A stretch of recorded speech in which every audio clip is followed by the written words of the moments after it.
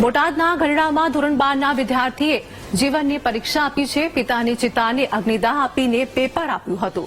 Heart એટેકથી Paresh Makwana નામના વ્યક્તિનું મોત થયું હતું.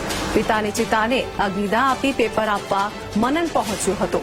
તો મનનની કર્તવ્યનિષ્ઠા અને મનોબળની સૌ કોઈએ પ્રશંસા કરી હતી.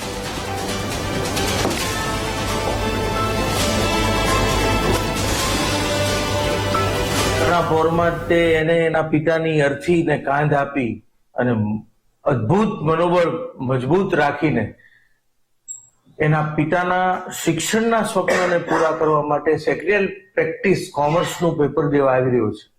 અને એ જે નિડરતાથી ને આત્મબળથી જે આવ્યો છે, તો એના માટે હું એ દીકરા માટે એટલું જ કહું કે મહત્તા છે સંકટોથી જીવનને પાર કરવામાં. ભલે તોફાન બાકી છે, મજદાર બાકી છે, પણ આ દીકરો જે આત્મબળ સાથે સવારમાં પોતાના પિતાને 10:30 અગ્નિ સંસ્કાર આપે છે અને બપોરે 3 વાગે એ સેક્રેટરી પ્રેક્ટિસનું સરસ મજાનું પેપર આપવા માટે, તો મને એટલી ખબર પડે છે કે કદાચ કવિ શેખાદમ આબુવાળાએ કીધું છે અને ચરિતાર્થ મનન કરી રહ્યો છે.